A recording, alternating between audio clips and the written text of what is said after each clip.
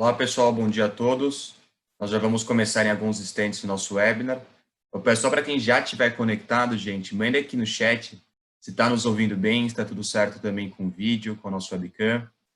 Como estamos fora do nosso ambiente comum, sempre importante essa validação com vocês. Então, vou guardar aqui no chat os comentários.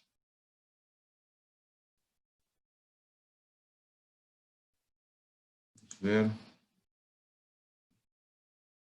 Pessoal, legal. Obrigado, Ana. Obrigado, Diogones.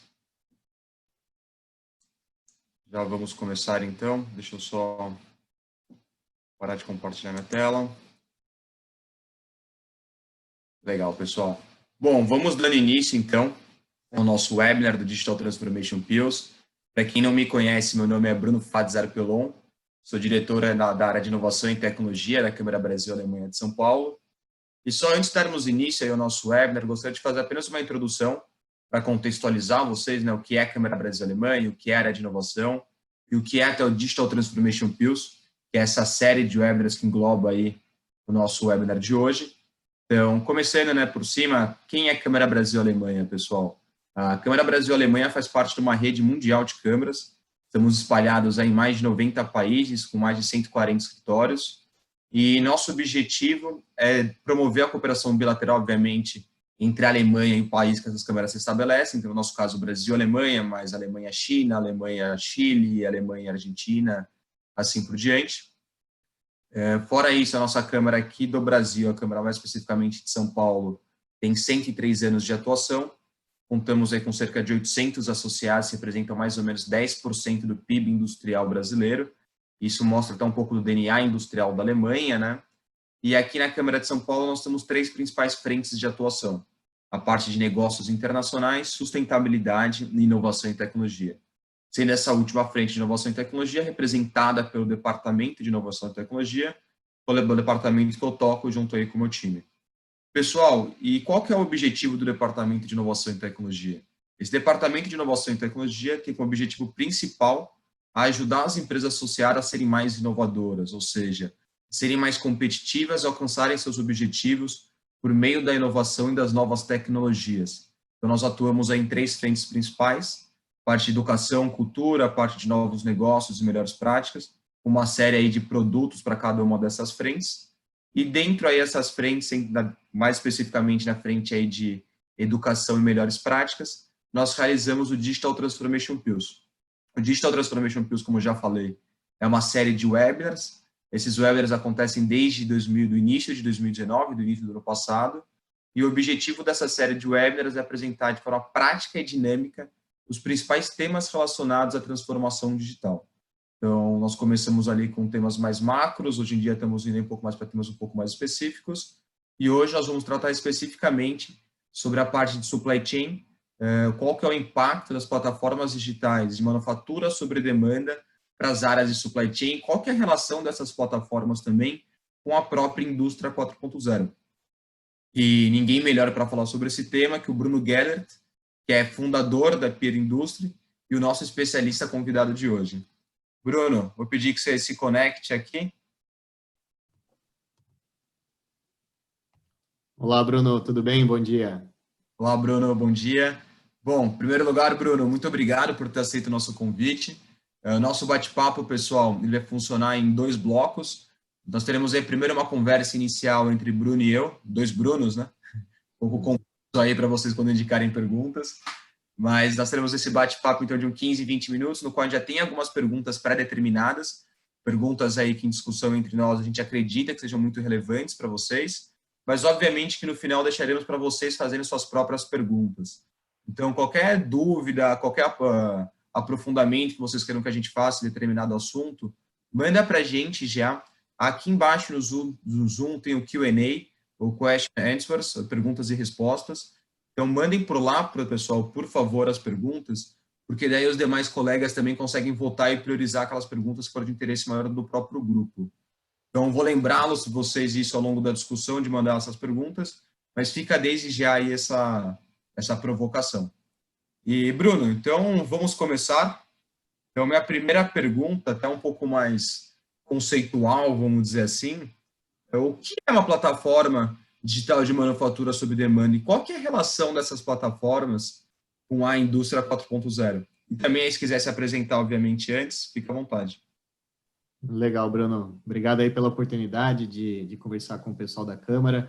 A gente já vem se relacionando com a Câmara há algum tempo, participamos aí do Startups Connected, que acho que vale a pena ressaltar, um programa de conexão de startups com empresas da Câmara, muito bem elaborado. Acho que a gente teve a oportunidade de conectar com a Voit, foi algo sensacional. Então, eu gosto bastante de passar esse depoimento, eu sempre falo, é um programa que vocês estão de parabéns, é sensacional mesmo. Muito E obrigado. quando... Bem lembrado, até havia esquecido de comentar essa história. Perfeito. Falando só um pouquinho sobre mim, eu sou engenheiro de materiais, formado na Federal de Santa Catarina, e eu venho desde o começo da minha carreira na indústria de bens de capital. Então, comecei numa startup, a gente fabricava máquinas de gravação a laser, uma startup que saiu da faculdade, e lá em 2010. E eu tenho uma trajetória muito boa, em 2013 a gente virou líder de mercado aqui no Brasil, e aí com o início da crise de 2014, eu comecei a tentar pensar outros modelos de negócios, um pouco mais inovadores, né? E ficou claro aí que eu entendia que a máquina ela precisava ser mais bem utilizada ao invés de ter mais máquina aí instalada. E aí, pouco a pouco, a gente foi construindo o time, conheci o Thiago e o Paulo, né? O Paulo já é meu colega de faculdade, que hoje são os meus 2 sócios, e a gente foi construindo essa trajetória. E já entrando já na pergunta, né, o que é uma plataforma de manufatura sobre demanda?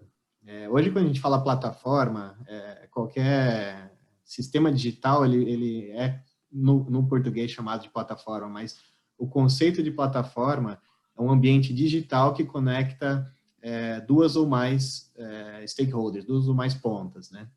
Então, por exemplo, quando a gente fala em plataforma, no sentido da palavra plataforma, fica mais fácil a gente usar alguns exemplos, como, por exemplo, o Uber, né? O Uber é uma plataforma digital, no sentido de plataforma mesmo, que ele conecta motoristas com passageiros. Existem outras, como, por exemplo, o Airbnb, é uma plataforma novamente digital, conecta proprietários de imóveis com locatários sob demanda por dia de imóveis. Então, é nesse contexto que a palavra plataforma chega para a manufatura. Então, a manufatura, ela tem como principal ativo, né, o bem de capital, a máquina, a capacidade produtiva, e, por outro lado, existe demanda para a utilização dessa capacidade produtiva. Então, o que as plataformas de manufatura fazem, no sentido mais amplo, é oferecer a capacidade de manufatura sob demanda através de uma ferramenta digital chamada plataforma.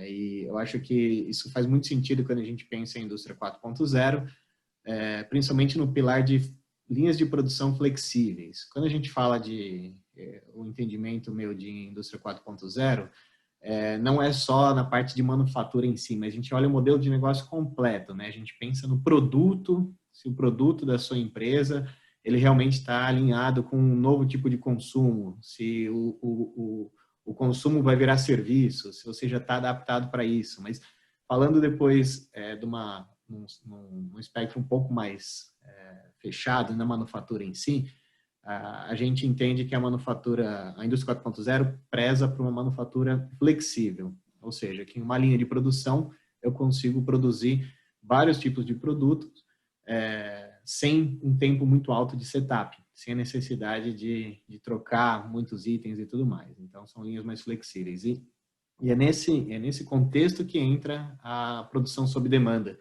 Imaginar que você tem linhas flexíveis que não necessariamente estão na sua fábrica. Elas podem estar numa rede conectadas por sistemas digitais. Então, acho que esse é o principal gancho, né, que consegue abrir as oportunidades para novos modelos de negócio, inclusive de manufatura. Então, a gente sai daquele modelo de vou lançar um produto, vou investir em equipamentos, vou fazer um teste de mercado, depois eu vejo se isso dá certo ou não, né, com base em todos os estudos, para um modelo onde eu vou lançar um produto sem investimento em capacidade produtiva e a partir do momento que eu for tendo confirmações de mercado, talvez eu invista ou talvez eu mantenha aquela produção sempre sob demanda. Acho que para dar esse pano de fundo, esse conceito de flexibilidade, porém, não só na minha fábrica, mas em rede, ele é muito importante. Bruno, foi ótima essa introdução, acho que deu para o pessoal se contextualizar um pouco, né, do que a gente está falando no momento. Você já comentou até um pouco, mas eu vou buscar que você complemente um pouco mais um ponto específico, que é o seguinte: quais são os principais benefícios, então, dessas plataformas de manufatura sob demanda e como que elas podem agregar aos processos de compras, por exemplo, supply chain que já existem nas empresas? Certo. Quando a gente olha para a supply chain e olha para a manufatura, a gente entende que é uma indústria, talvez a segunda mais antiga do mundo. A primeira é a agricultura, depois vem a Revolução Industrial, e a gente então vive desde 1700 a evolução dessa indústria de manufatura, com equipamentos, enfim, passando por todas as eras, chegando aí na 4.0 e avançando, né? Então, quando a gente para pensar no supply chain que foi construído em relação à manufatura, fica muito claro que, apesar de algumas novas ferramentas que foram introduzidas, o tipo de modelo de negócio supply chain ele é muito, muito pouco, vamos dizer assim, inovador. Basicamente, o que a gente está falando?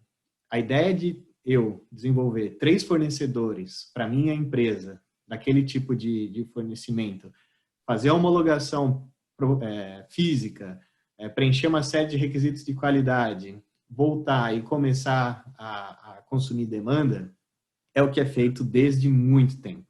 Então, qual que é o benefício disso, né? Quando a gente pensa nesse processo todo manual, eu acho que o impacto da pandemia ela foi bem positiva para mostrar para a gente que essas cadeias produtivas, o supply chain, ele não era tão robusto quanto a gente imaginava. Então, vocês já souberam, viveram na pele aí, o pessoal que está ouvindo, faltou peça, fornecedor faliu, peça não chegou porque estava com dificuldade de deslocamento.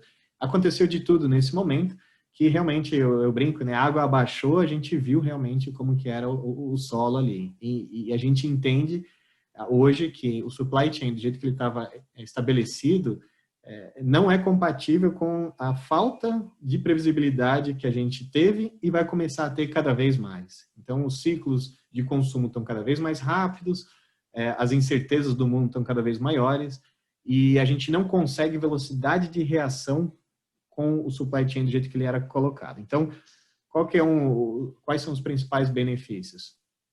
No modelo tradicional, como eu falei, né, um cliente busca 3 fornecedores, realiza todo o serviço de homologação e começa a trocar demanda e oferta.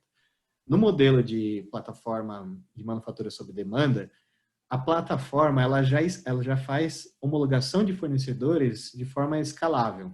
Então, por exemplo, a gente tem um sistema de homologação de fornecedores de usinagem, onde toda a parte de embarque de fornecedores até a parte de documentação e verificação de capabilidades é feita totalmente digital. E no modelo antigo, né, até 5 meses atrás, depois a gente fazia uma visita presencial para conferir todos os detalhes, as máquinas e verificar um cross-check ali. Quando a gente se colocou numa posição que não podia sair de casa, evitar promover o distanciamento social, o que a gente fez? A gente rapidamente criou uma interface digital para isso, virtual, para essa última etapa. Então, hoje a gente consegue fazer toda a homologação de fornecedores totalmente remota, totalmente digital e muito escalável. Então, o produto foi construído para isso. Quando você entende, então, que a plataforma está homologando fornecedores de forma massiva, de forma super eficiente, você já começa a ver uma grande vantagem, né? O que eu levava muito tempo e muito recurso para homologar 3 fornecedores, hoje eu acesso uma plataforma que já fez isso de forma escalável. E depois disso, os fluxos de troca de valor de toda a cadeia, de um cliente até um fornecedor, até então, eles são muito analógicos. Algumas empresas já usam alguns portais, mas e-mail, telefone é muito normal ser utilizado ainda hoje. Então, quando a gente começa a colocar a digitalização nesses pontos de interface e colocar os players dentro de uma plataforma para trocarem as informações necessárias e o dinamismo é entregue, a gente começa a gerar uma série de benefícios aí. Então, eu acho que os principais benefícios que a gente consegue falar, assim, numa forma genérica, sem avaliar cada negócio, é que você tem acesso a uma rede gigante de fornecedores, da especialidade de cada um desses fornecedores, por um único caminho digital ainda por cima. Então, é mais ou menos uma comparação que fica fácil para todo mundo ver. Imagina se não existisse um aplicativo de refeições aí que a gente pede hoje todo dia. Você teria que ter uma lista gigante de estabelecimentos comerciais, ligar, ver o prato que tem, pedir a descrição do prato por telefone, depois disso fazer um pedido. Então é totalmente ineficiente. Hoje não é assim. Você entra no aplicativo, coloca o tipo de comida que você quer receber, e em poucos minutos aparece já todo o cardápio e você já toma a decisão. É um pouco disso. E aí eu brinco, só para finalizar essa parte, Bruno, que na nossa vida, pessoa física, a gente já adotou a digitalização há bastante tempo. A gente já se desloca sob demanda de forma digital, a gente já se alimenta sob demanda, a gente compra roupa sob demanda de forma digital. Mas aí quando a gente entrava no B2B, né, dentro da fábrica, dentro da empresa, pum, a gente desligava isso e voltava a mandar fax, praticamente. Então, essa acho que é a principal diferença aí. É comprar peças usinadas de forma online é totalmente diferente e mais eficiente do que comprar no modelo tradicional. Ô, Bruno, é interessante que você comentou nesse final também, pelo seguinte, né? Eu vejo que hoje em dia muitas startups, não sei se é uma percepção errada minha, têm utilizado essas plataformas de manufatura sob demanda. E aí em diversas áreas, vamos dizer assim. Porque a gente sabe que o custo, vamos dizer assim, muitas vezes uma startup que trabalha com hardware, se ela quiser ter uma planta própria, é um custo muito alto, um investimento de arranque muito alto, e muitas vezes aí ela acaba morre nadando, vamos dizer assim, porque não consegue ter esse investimento inicial para dar esse kickoff de produção. Então, muitas startups, seja ali de cosméticos ou da parte industrial ou hardware, assim por diante, têm utilizado esse modelo de plataformas também por conta da não necessidade desse investimento inicial para você fazer a sua produção. Isso confere? Como é que você vê essa tendência? Isso faz muito sentido, principalmente nos Estados Unidos, que a gente tem esse volume grande de startups com hardwares, né, trazendo um gadget, alguma coisa assim. Lá esse movimento ele é muito forte, porque a gente quando pensa, pô, investir numa máquina, não é só a máquina, é o operador, é o treinamento, é a questão da segurança, é a instalação. Então, imaginar que o core business de uma empresa que desenvolve produtos tem que ser excelência em manufatura, é muito, muito difícil você pensar que essas duas capacidades aí vão estar junto no mesmo time. Então, cada vez mais, as startups estão mostrando esse movimento de light asset, né? Elas são leves nos bens de capital, mas elas conseguem uma velocidade muito grande de entrega de produto, de inovação e de teste de mercado. Mas eu não me limitaria só às startups. Esse movimento ele já começou para a indústria tradicional, que hoje a gente acompanha aí o mercado automobilístico. O tempo de lançamento de um carro, o ciclo, ele caiu muito nos últimos anos, porque o que vende hoje é novidade, né? O pessoal quer lançamento, modelo novo e tudo mais. Então, hoje, em meses, você lança um carro do começo do projeto até o lançamento. Então, para atingir essa velocidade, você não pode contar só com o seu parque fabril, a sua estrutura fixa, porque você teria que ter um superdimensionamento dessa estrutura para suprir essa necessidade, e não funciona, não paga a conta, né? Então, esse movimento ele está acontecendo para não só startups, mas para empresas que estão querendo lançar produtos, testar produtos e até fornecer produtos de baixo volume que não ganham valor, não compensa fabricar em escala dentro de casa. Então, tem esse movimento, eu acho que ele já permeou outros setores, mas ele realmente está muito forte e muito, muito poderoso aí. Ô Bruno, você me comentou um tempo atrás, eu não vou nem citar nomes aqui, mas qualquer coisa, se pudesse, for uma coisa pública, você cita, que uma grande montadora nos Estados Unidos, ele adquiriu uma startup, é uma das principais startups aí do mercado, na área de plataformas de manufatura sob demanda. Correto isso, né? É isso, é isso. Isso é público, né? Essa plataforma que a gente tem como uma referência nos Estados Unidos e foi para a Europa agora, chamada Xometry, com X. Ela foi investida pela BMW, né? Inclusive, apesar de ser alemã, ela teve essa transação lá nos Estados Unidos. E ela começou, então, o que está acontecendo por trás? Vamos lá, né? A Bosch também investiu e a GE. Essa é uma empresa que está muito forte nesse sentido. As empresas estão buscando o próximo modelo de negócio. E está claro que a manufatura em si, cada vez mais, agrega menos valor na cadeia, no ciclo de vida do produto. Então, isso fica muito claro quando a gente olha o telefone da Apple, né? Olha ali atrás, está Design in California, ou seja, a parte de desenho e geração de valor foi feita na Califórnia, e Assembled in China, né? E montado na China. Agora não mais, tem todas as tensões, enfim. Mas o que agrega o valor na cadeia no ciclo de vida do produto, por exemplo, de um telefone, de um iPhone, é o projeto e a venda. A manufatura em si, por ser comoditizada e cada vez mais automatizada, ela está gerando muito pouco valor. Então, ela tira isso e ela fica com o projeto e fica com a rede de vendas. Então, olha que interessante. E as montadoras e todas as outras empresas também estão entendendo isso, né? Uma empresa siderúrgica, por exemplo, ela entende que o valor não está mais no aço, no quilo do aço. Isso é puro commodity. Então, como agregar mais valor para o aço? E é nessa movimentação que estão se pensando, bom, peraí, qual que é o próximo modelo de negócio da manufatura? Não é montar fábricas, e sim plataformas de manufatura que vão conseguir entregar capacidade produtiva de uma forma digital e 4.0.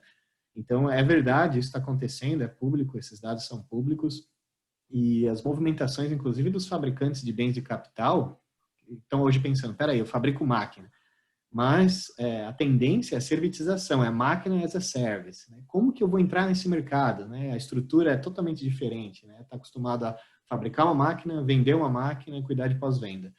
E hoje o cliente ele não quer gastar CAPEX. O cliente ele já está entendendo que o modelo de negócio dele é outro. Né? Ele quer pagar por peça produzida. Então, tem toda essa movimentação acontecendo e a gente acredita que o próximo modelo de negócio de manufatura serão plataformas e não o modelo tradicional de fábrica, o modelo pipeline que a gente chama, né, o tradicional.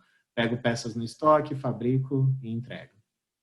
É bem interessante isso, né, Bruno? Porque você passou querendo ou não nessa explicação por diversas tendências da indústria 4.0, né? A gente tem essa parte de servitização muito forte, né, que as empresas começaram a oferecer serviço e não mais o produto, né? Então, acho que isso é um movimento que fica muito claro dentro da transformação digital. E uma outra coisa que eu não sei nem se é relacionada à transformação digital, não, mas eu acho que é com a evolução das empresas. E cada empresa cada vez mais está focada no seu propósito, né? Então, o meu propósito, no caso das empresas que constroem máquinas, é desenvolver máquinas ali, é entregar, fazer a manufatura. Então, o que ela vai focar em fazer a manufatura? No caso delas, talvez elas não entrem nem na parte de vendas, vão passar vendas para você nesse caso, né? Que você toca essa parte de vendas delas. Do outro lado, as empresas que têm como foco ali o desenvolvimento do iPhone, poxa, por que ela tem que virar especialista também em manufatura, né? A gente sabe que são competências muito... É um universo de competências que envolve a manufatura. E a empresa, para conseguir absorver um time desses, uma estrutura dessas, tem que realmente entender se vale a pena ou não, se ela é ou não uma empresa de manufatura ou uma empresa de telefonia. Né, uma empresa de equipamento, de entretenimento, não sei, ali, de mobiles. Mas achei bem interessante esse ponto que no final, não sei se vai acontecer ou não, talvez as empresas de fato fiquem somente no seu core, no desenvolvimento, no design, né, na produção ali intelectual, conceitual da coisa, mas vão usar plataformas de vendas, plataformas de manufatura, plataformas de reviews, plataformas para poder de fato se concentrar naquilo que é core dela, né? Você vê dessa forma, Bruno? Sim, eu vejo dessa forma e faz todo sentido. E a gente, quando pensa assim, em grandes empresas, né, esse conceito já está super sendo discutido, mas em pequenas empresas também. Na nossa rede de fornecedores de usinagem, né, a gente chama eles de parceiros de manufatura, é muito interessante porque são empresas pequenas, geralmente familiar, pequenas ou médias, né, e com um grande asset técnico. Né? São aquelas pessoas que gostam de fabricar, conhecem máquina, conhecem aço, entendem muito de alguns tipos de peça. Mas ele tem que administrar uma empresa, ele tem que administrar muito bem uma empresa, né? tem que ter um excelente time de vendas, ele tem que ter todo um aparato que não faz sentido para uma empresa desse tamanho. Não é compatível uma estrutura de excelência de vendas numa empresa de 30 funcionários, né, metalúrgica. Então, esse movimento de focar no core business, a gente também está sentindo dos pequenos, porque o pequeno ele quer fabricar peça, ele não quer se preocupar com compra de matéria-prima, fluxo de caixa, compra de ferramentas. Ele gosta de fabricar peças. É aquela pessoa que é apaixonada por manufatura. A família está ali trabalhando, né? Então, a plataforma está cada vez mais levando esse valor para ele, onde ele não precisa pegar a malinha aí debaixo do braço, bater em porta de cliente para vender peça. Isso é altamente ineficiente. O cara é um excelente operador de centro de usinagem de 5 eixos, mas ele tem que vender também. Então, a especialização é algo que a nossa economia ela tá caminhando muito forte para isso. E no modelo aqui de plataforma de manufatura, isso a gente entende que está sendo um catalisador para ambos os lados, né? Tanto para as grandes empresas que falam, pô, meu negócio é mercado, eu sou uma empresa de bens de consumo, comunico muito bem, tenho trade marketing excelente, mas é um mal necessário eu ter uma boa manufatura. Então, acho que aí começa o foco no core business mesmo. Acho que as coisas estão tão complexas hoje que é muito difícil você ter excelência em todas as áreas. E aí vem realmente essa discussão para uma reavaliação de plano de negócio, de modelo de negócio. Eu acho que esse é o ponto, né? É muito difícil, como você falou, ser excelente em todas as áreas, ter excelência em todas as áreas. E muitas vezes, para ser competitivo, a gente necessita dessa excelência, né? Então, nada melhor do que buscar especialistas para fazer aquilo que você não é especialista, não tem problema nenhum em dizer isso. Ô Bruno, seguindo mais ou menos nessa linha, mas até tentando dar uma aterrizada para o pessoal, a gente, só lembrando, tá? Quem tiver pergunta, dúvida, crítica, sugestão, quiser que a gente se aprofunde em algum tema, manda pelo Q&A aqui embaixo, daqui uns 10 minutinhos no máximo a gente já começa a ler as perguntas de vocês. Então pode mandar, qualquer coisa, se não conseguir achar o Q&A, manda pelo chat também, daqui a pouco a gente abre isso para discussão. Mas, Bruno, a minha pergunta é o seguinte, se a gente for pensar hoje nos principais setores aí, ou áreas de negócio das empresas, quais são esses setores ou áreas de negócio que mais podem se beneficiar das plataformas de manufatura sob demanda? Se você quiser citar um ou dois exemplos. Legal. Quando a gente fala de peça usinada, peça mecânica, peça fabricada sob demanda, a gente divide em 3 classes. A primeira delas são peças para uso em MRO, ou seja, peças para serem utilizadas em linhas de produção, peças de desgaste, manutenção e reparo. Então, qualquer empresa que tem manufatura tem o consumo de peças para MRO. E aí a gente atende desde fabricantes de alimentos, fabricantes de embalagem, autopeças, siderúrgicas. Então, aonde existe manufatura de qualquer porte, tem consumo de peças. Então, isso é muito legal para essa primeira oportunidade, essa primeira carteira. Depois disso, com a crise, vamos dizer, com a pandemia, a gente começou a receber uma demanda e uma procura muito grande de fabricantes de produtos customizados. Então, fabricantes de máquinas, fabricantes de linhas de produção, empresas que produzem bens sob demanda, começaram a entender que uma oportunidade de redução de custo e aumento de eficiência seria comprar essas peças numa plataforma fabricadas sob demanda. Então, geralmente são volumes baixos, de 1 a 400 unidades, por exemplo, de uma peça. Então, o trabalho de sourcing para conseguir fornecedores para essas peças, para acompanhar a fabricação e tudo mais, é muito grande, da forma tradicional, da forma analógica, né? Então, essas empresas começaram a buscar a gente e entender que o valor delas é o projeto da máquina, é o canal de vendas, e as peças, talvez mais simples ou que não são core, podem ser compradas sob demanda na nossa plataforma. Então, alguns cliques de mouse e você recebe a peça. Essa é a experiência. E tem um terceiro nicho que a gente não atende hoje, que são as peças seriadas de alto volume. Apesar de a gente não atender, a gente tem uma demanda grande, algumas empresas buscam a gente, mas aí o propósito, é até interessante falar isso, né? Eles falam, poxa, Bruno, eu preciso desenvolver um fornecedor de seriado para esse produto, essa peça que vai no meu produto, altos volumes e tudo mais. E aí a gente pergunta, por quê? E aí a resposta geralmente é, Ah, porque já não tem fornecedor que aceita fazer pelo preço que eu quero, pela qualidade que eu desejo. Aí a gente fala, então, não é uma plataforma inovadora, digital, que vai resolver o seu problema. Esse é um problema estrutural do seu modelo de negócio. Se o mercado já não suporta o tipo de peça, preço e qualidade que você demanda, não é buscando outros que você vai resolver, e sim co-criando, né? Sentando com esses caras, seus fornecedores atuais, e pensando em novos modelos de negócio em cadeias sustentáveis. Então, esse tipo de mercado a gente não atende, justamente por entender que as cadeias, do jeito que estão estabelecidas hoje, ainda não são sustentáveis. Ainda é aquele velho modelo de uma grande empresa, de certa forma, sugando a rede de fornecedores até ir para o próximo, para o próximo, para o próximo. Bom, seriados de alto volume a gente não atende, mas protótipos que entram nessa carteira de MRO, peças para manutenção, peças para o produto final de baixo volume, a gente tem atendido bastante, e aí vai em qualquer segmento que exista manufatura. Bruno, tem uma última pergunta aqui para a gente abrir para perguntas do público, que é a seguinte: qual que é o principal diferencial hoje, então, já falando um pouco mais da Peridustre, o principal diferencial da Peridustre hoje em relação aos concorrentes, e até mesmo quais são os principais benefícios aí que a Peridustre busca trazer para o mercado e para a indústria 4.0?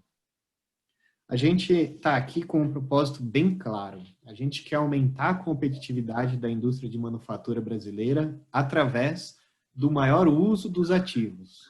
Ou seja, a gente precisa dividir o custo fixo por mais horas das máquinas que estão instaladas. A gente precisa usar mais as máquinas que estão instaladas. E é um problema clássico de encontrar, de buscar e de encontrar, de um ponto encontrar o outro. Então, acho que as comparações sempre ajudam a gente a fazer uma reflexão.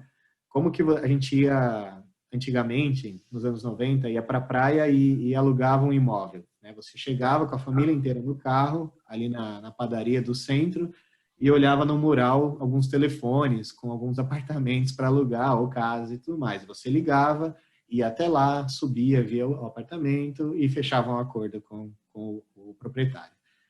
Bom, já não é mais assim, né? Realmente hoje esse pré-cadastro e homologação de imóveis já está feito nas plataformas, são várias plataformas de aluguel sob demanda, por exemplo, e você simplesmente programa tudo isso antes, com alguns cliques, antes de sair de casa, já sai de forma totalmente eficiente, né? E já assertiva. Eu acho que é mais ou menos isso que a gente está falando. A pergunta que todo mundo quer saber é: quem, nesse exato momento, pode fabricar essa peça para mim e possui essa máquina, essa experiência e essa credibilidade? Essa é a pergunta de $1 milhão, né? Então, poder enxergar a rede de fornecedores, de empresas, e entender em tempo real quem tem disponibilidade, capacidade, reputação para fazer cada tipo de peça, é o que se tanto busca há tanto tempo, desde o começo da manufatura. Eu acho que esse é o principal valor que agrega para o lado que está buscando a demanda. E para o lado que está oferecendo essa demanda, é muito parecido. Né? Você sai de uma busca por oportunidades de venda do seu bairro para uma rede enorme. Então, quando a gente vê que as fronteiras não existem mais com a conexão da internet, é basicamente isso que a internet trouxe para os negócios. Você acessa ponto A a ponto B e pesquisa várias empresas, informações, enfim, sem sair do seu ambiente. Essa eficiência que a gente está trazendo para a indústria e essa eficiência que a gente quer colocar aqui. E tem um ponto-chave aí, que é, de novo, a especialização. A gente teve na indústria metal mecânica do Brasil um desenvolvimento baseado em generalistas, né? Basicamente, você saía, o que aconteceu nos anos 80 e nos anos 90, a pessoa saía de uma grande empresa para montar uma empresa de metal mecânica, uma usinagem, para atender essa própria empresa. E aí acabava atendendo boa parte da demanda que essa empresa tinha, e em vez de focar em algum objetivo, porque você não tinha vários clientes com aquele mesmo objetivo. Agora, quando a gente está falando em rede, a gente tem, por exemplo, um fornecedor especialista em metal duro, peças pequenas, com tolerância X. Ele consegue atender o Brasil inteiro com essa experiência que ele tem. Ele consegue chegar lá. Então, acho que para fechar esse assunto, onde a gente quer chegar? A gente quer agregar valor para a indústria de manufatura aqui no Brasil, principalmente em eficiência, utilizando mais o parque fabril para o que cada empresa é especialista, dando acesso tanto a quem deseja comprar quanto a quem deseja vender. Essa é a nossa função aqui. Boa, Bruno. Vou abrir para as perguntas do público agora. Nós temos uns 15 minutinhos. Vou começar com uma pergunta aqui do Davi Carlos Domingos, nosso grande conhecido do Fraunhofer IPK. Então, Davi, a pergunta é o seguinte, perdão, Bruno. A homologação de fornecedores através da plataforma é eficiente também para produtos dos setores estratégicos, como aerospace, chemical, oil and gas, químico e oil and gas. As normas de qualidade aqui são geralmente mais rígidas, principalmente por questões de segurança. Perfeito.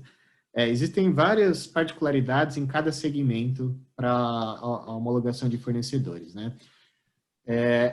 Alguns setores já fizeram uma mudança de mindset e entenderam, por exemplo, que homologar a plataforma da Peerdustry é um novo jeito de homologar fornecedores.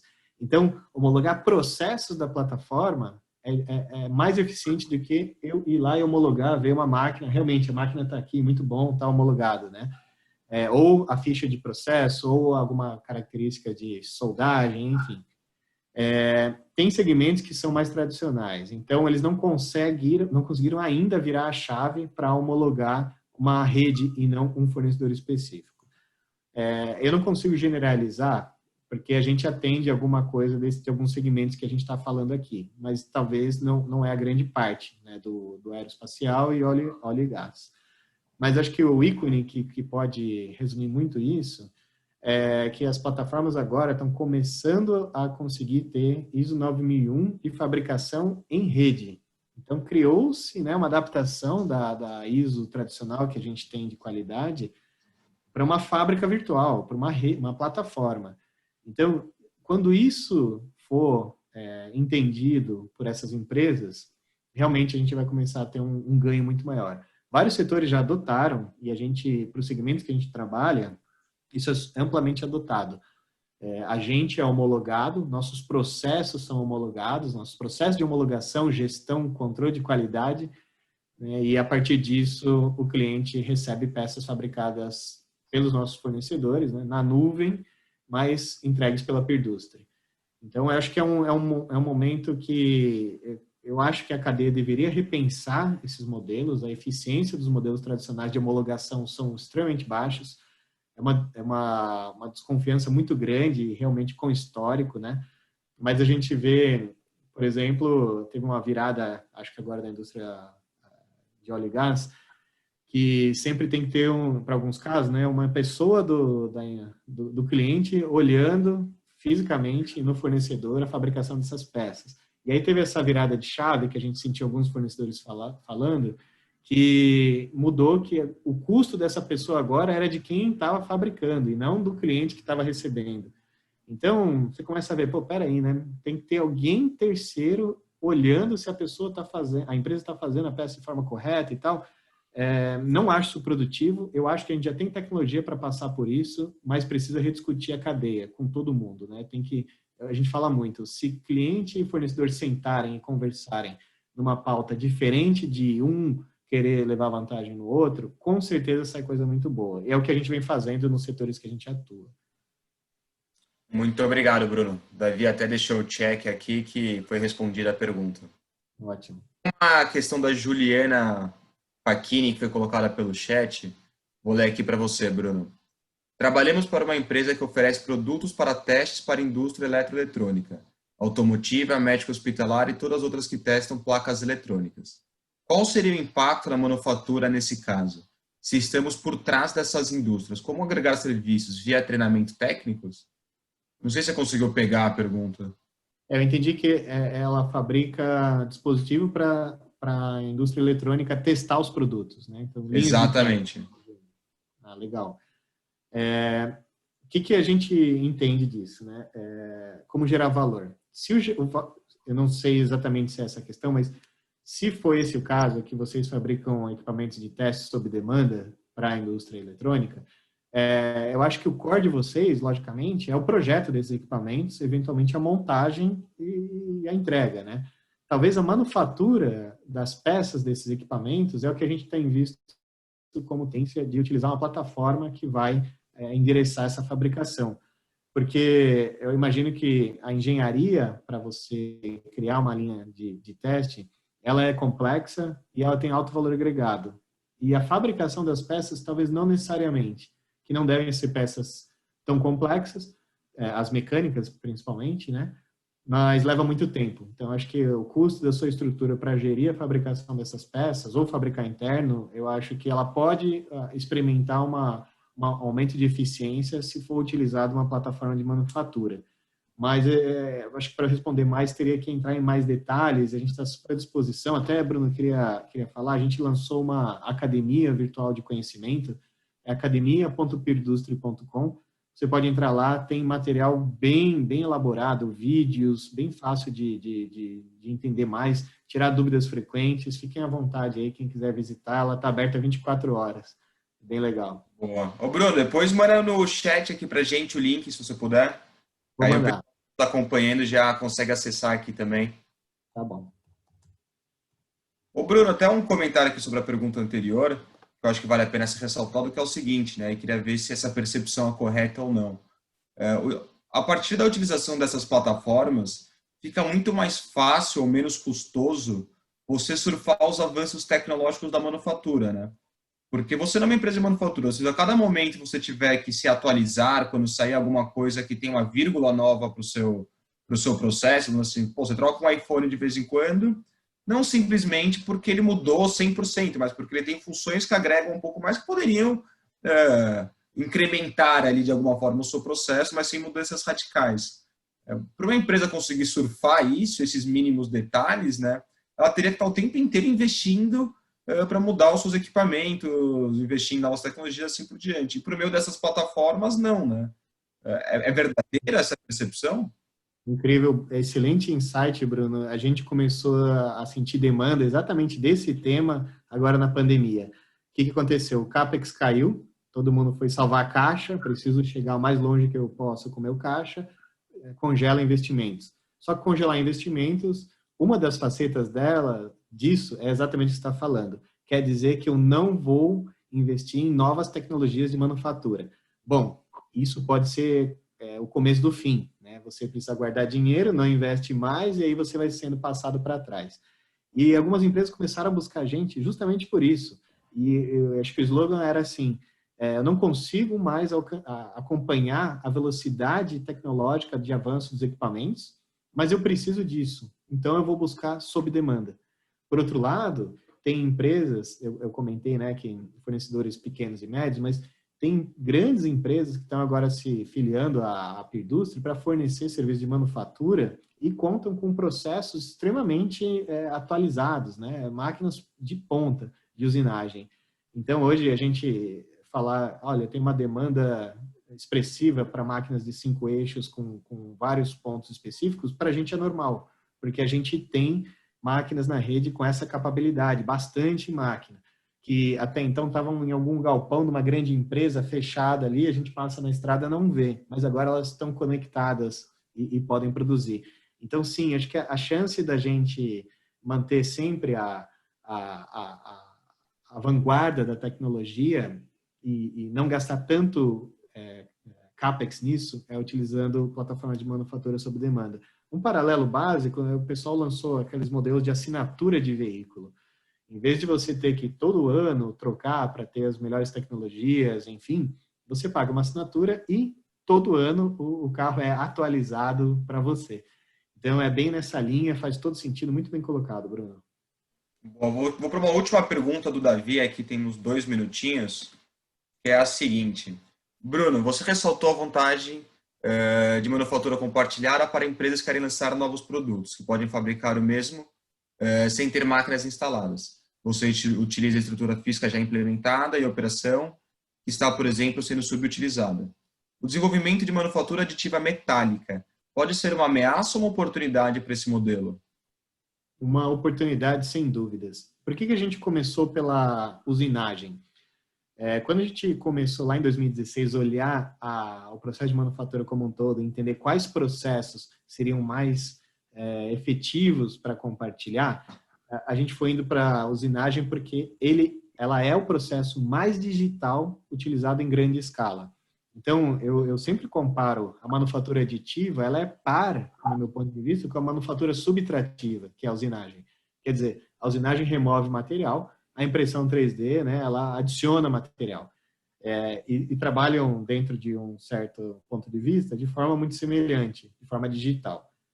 Era muito difícil, quando a gente viu ali no começo, compartilhar a produção de algum item, por exemplo, injetado, que você precisa construir uma ferramenta de injeção e levar para uma injetora, instalar, setup de 5 horas e começar a produzir. Então, a flexibilidade não é tão grande quanto uma peça usinada, que você programa no CNC e tem a peça. Por esse motivo, a utilização da impressão 3D polimérica ou de metais, ela entra para deixar cada vez a tese muito mais sólida. As máquinas de impressão 3D já chegam prontas para ser conectadas e muito mais simples de você descarregar um programa à distância para ela produzir. Então, tem até algumas redes de amadores, né, que você compra uma impressora 3D de 5, 15 mil dólares, por exemplo, liga, eu brinco, o cabo azul e vai trabalhar. Quando você chega em casa, tem uma peça pronta, impressa, você põe no correio e ganha dinheiro com isso. Então, a tecnologia da impressão 3D, ela já é muito mais pronta para fabricação digital. E a usinagem, ela vai chegar aí. Então, eu vejo que são complementares e no futuro a gente entende que as plataformas como a PeerDustry, elas vão chegar nesse momento. As máquinas conectadas, a gente vai enviar a demanda para essas máquinas e elas vão começar a produzir. E esse broker de oferta e demanda vai ser gerenciado por essas plataformas com algoritmos bem robustos para entender o melhor momento de alocar cada demanda em cada máquina, em cada região, com cada matéria-prima. Então, resumindo, é uma tendência à usinagem, depois a impressão 3D, e depois os outros processos mais analógicos, eles vão entrar também, porque eles estão passando por digitalização. Mas é nessa linha, Davi. Obrigado pela pergunta. Obrigado, Bruno. E muito obrigado, Davi, novamente pela pergunta, pela participação. Pessoal, vamos encerrar por aqui. Eu quero só passar um videozinho para vocês antes de a gente fechar. Vou até compartilhar minha tela rapidinho. Para quem não sabe, pessoal, a Câmara Brasil-Alemanha organiza aí desde 2012 o Congresso Brasil-Alemanha de Inovação. Estamos chegando aí na 8ª edição. Esse é o principal evento de inovação entre o Brasil e a Alemanha. A gente busca, principalmente com o olhar de business da coisa, né? Esse ano vai ser um pouco diferente, que ele vai ser digital. E eu queria só passar um vídeo aqui de uns 30 segundinhos para vocês sobre o Congresso e deixar o convite para a participação de todos também. Então, vamos lá.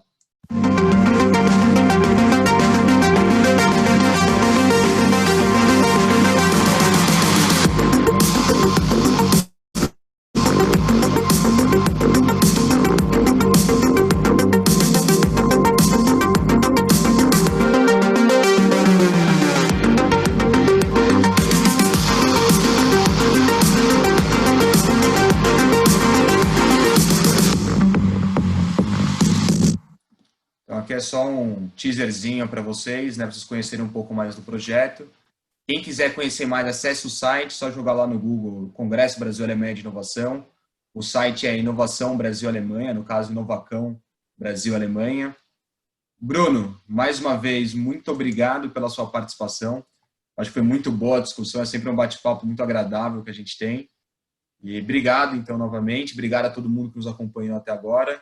Não sei se quer deixar um tchau para o pessoal, um recado final, Bruno. Legal, Bruno. Eu agradeço a oportunidade. De novo, reforço o que a gente vem construindo junto com a Câmara Brasil-Alemanha. É algo muito, muito positivo em tema de inovação, em startup e indústria. E agradeço a oportunidade, agradeço todo mundo que esteve aí com a gente. E acho que a mensagem que eu quero deixar vamos discutir esse tema, vamos discutir como a gente torna o Brasil mais eficiente com novos modelos de negócio, novas tecnologias. Muitas tecnologias já estavam aí e a gente começou a usar só agora na pandemia. Por exemplo, esse webinar que a gente está fazendo aqui. Então, acho que tem muito para fazer, muito mesmo, com custo baixo, e eu gostaria de promover isso aí. Vamos conversar sobre isso, que muita coisa boa vai sair. Obrigado novamente a todos. Obrigado, Bruno. Obrigado, Caio, também. Vamos em frente. Boa, pessoal, obrigado então. Na semana que vem temos nosso próximo webinar. Participe do nosso congresso de inovação também. E, bom, a internet está aí, vocês têm o nome do Bruno, vocês têm o nome aqui do eu, Bruno. Qualquer coisa é só caçar a gente e nos procurar. Estamos à disposição. Bom dia a todos, pessoal. Tchau, tchau, Bruno. Tchau, obrigado.